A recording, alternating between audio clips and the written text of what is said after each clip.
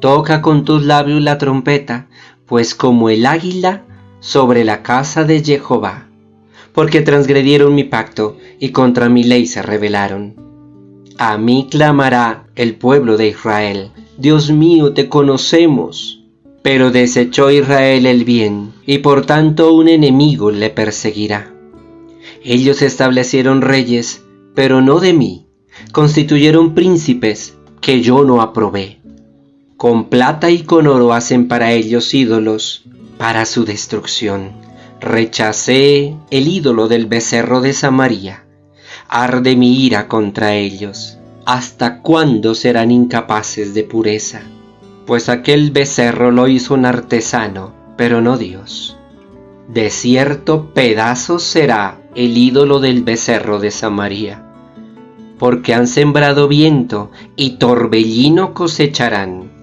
No habrá mies para él, ni espiga producirá la harina, y si produciese, los extranjeros se lo tragarán.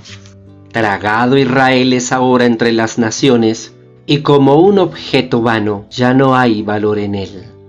Porque ellos subieron a Asiria, como un asno terco y salvaje, y Efraín se vendió a sus amantes.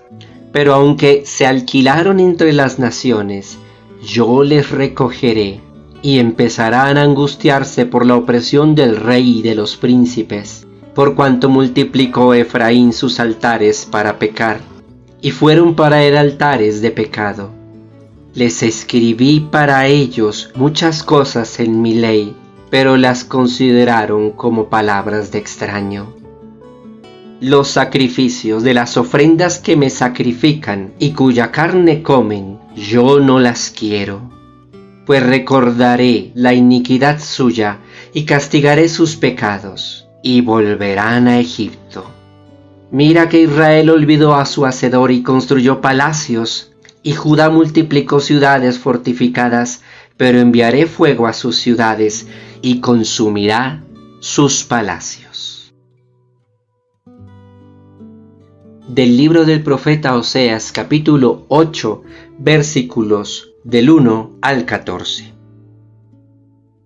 Cuando reflexionábamos sobre el libro del profeta Amós, recordábamos que las principales sanciones o llamados de atención que Dios hacía al pueblo de Israel, al reino del norte, eran por causa de la religión alterna que se habían constituido a espaldas del culto jerosolimitano y por la terrible injusticia e inequidad social que marcaban la vida del pueblo. En el libro del profeta Oseas, el fuerte llamado de atención que hace Dios a su pueblo es por la idolatría en conceptos de infidelidad y de fornicación. Por eso la figura de las esposas adúlteras de Oseas. Por eso la figura de un pueblo que crece no por el seguimiento y la fidelidad a Dios, sino por el adulterio. Y en el fragmento que hoy hemos proclamado, tajantemente y ya de una manera mucho más clara, el profeta Oseas sanciona la idolatría en Samaria. Recordemos que en Jerusalén, en el templo de Salomón, el pueblo de Israel en el reino del sur, el reino de Judá, tenía el arca de la alianza. Pero en los templos de Betel y Samaria no había ningún arca a la cual el pueblo del reino del norte, Israel, fuera a adorar. Recordaremos que por eso se construyó el mismo pueblo un becerro de oro para tener una figura sensible, visible, que venerar, que adorar. Es contra este becerro de oro contra el que hoy habla el profeta Oseas. Allá, en el santuario de Samaria, tienen un becerro de oro al que adoran como a su Dios. Dicen que es Jehová, pero Jehová reprueba rotundamente el uso de las imágenes y la adoración de escultura alguna. Lo único que Dios aprueba es la adoración y el culto rendido a su nombre en la contemplación de su ley, de su palabra. Por eso lo que había en el arca era las tablas de la ley. No sé si estamos dándonos cuenta. Lo único que Dios permite que el pueblo adore es su palabra, porque es que en ella adora al mismo Dios, en otras cosas no.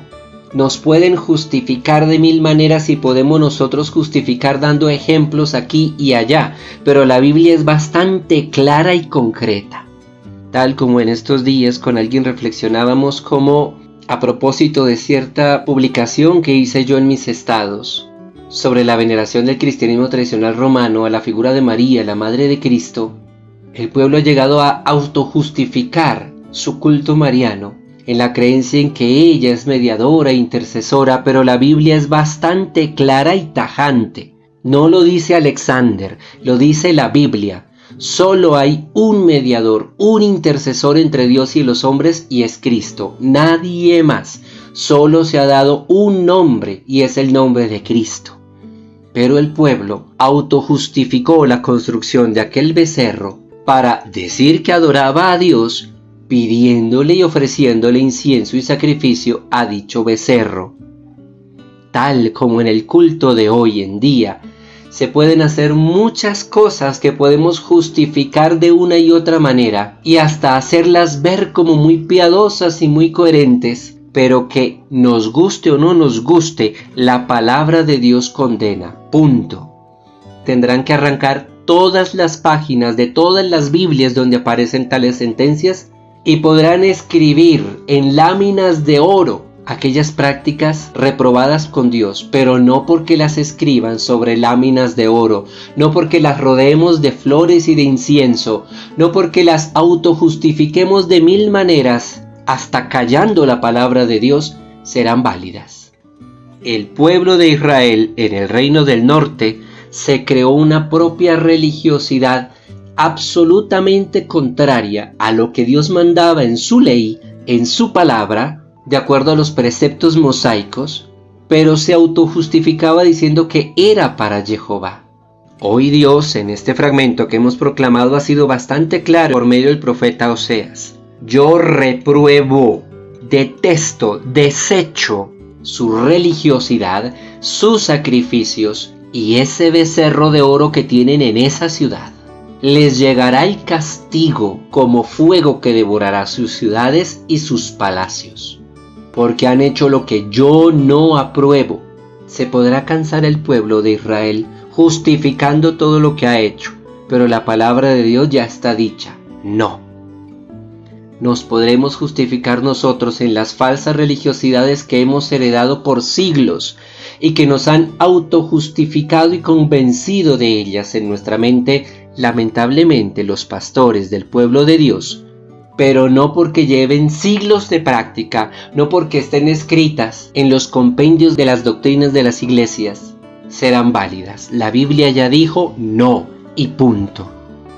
No es contra el parecer de Alexander, no es la manera de pensar de Alexander.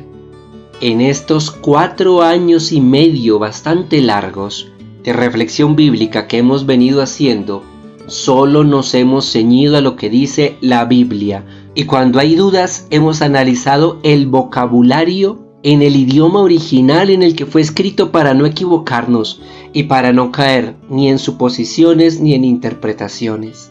La Biblia es clara. Dios fue claro con su pueblo. El pueblo fue necio y se inventó lo que a Dios no le gusta, y llegará el castigo. Nosotros seguramente hacemos muchas cosas que a Dios no le gustan, y aunque las justifiquemos, vendrá el castigo.